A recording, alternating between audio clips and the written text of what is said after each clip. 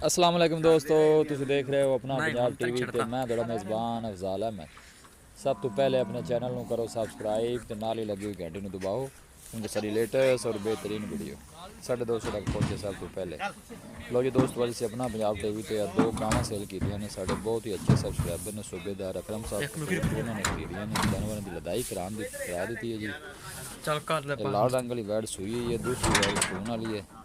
अल्लाह ताला उन्होंने खैर इस्लामती पहुँचाए तो अल्लाह ताला करे। वीडियो पसंद आवे लाइक तो शेयर जरूर करना। वीरों को रिक्वेस्ट है आप सारे चैनल को भी जरूर सब्सक्राइब करना। और जानवर जनाब दोनों ही लोड करवा देते हैं। रात हो गई सी, मेरा हो गया सी जनाब। सूबेदार अकरम साहब ने जनाब कसूर को उन्होंने जनाब दोनों जानवर साढ़े को खरीदे ने बोल आए हैं। अल्लाह ताला जनाब मेरे नसीबों भी करे तो अल्लाह ताला जनाब उन्होंने खैर इस्लाम की पहुँचावे। दोनों माशाल्लाह लाजवाब ने।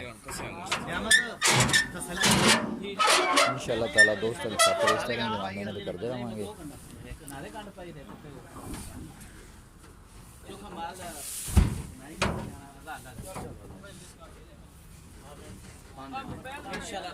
एक मिनट देना।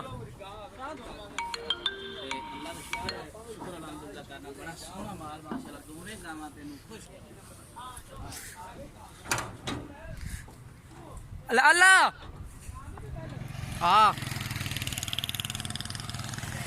नहीं गड्डी का नंबर है जी।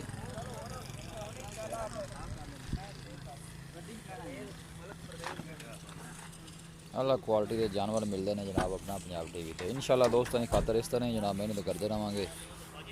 जानवर दोनों जनाब लदाई करा दी है।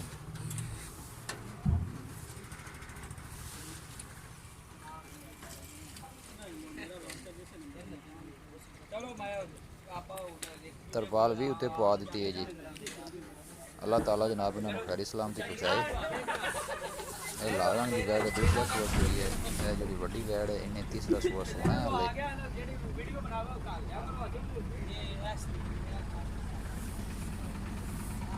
हाले 51 नंबर है गड्डी का।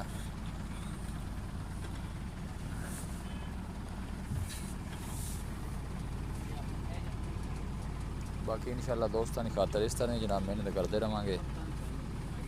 वीडियो को लाइक ज़रूर करना है। वीडियो की रिक्वेस्ट है जनाब सारे चैनल को ज़रूर सब्सक्राइब करना है। कैमरामैन साहब ज़रा अच्छी तरह जानवर सारे दिखा दो।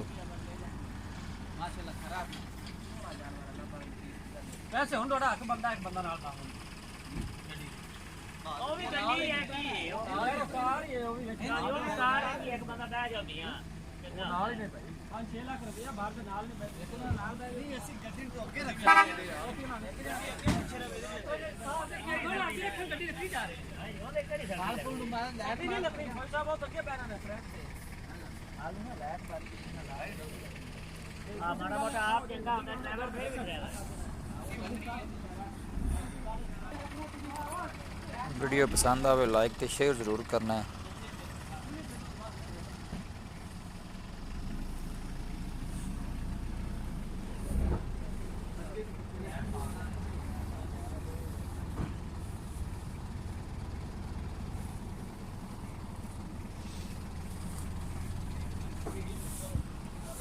मिलांगे कच्ची और लाजवाब वीडियो के नाल। अपने मेज़बान अफजाल अहमद नूं दो इजाज़त। अल्लाह निगहबान।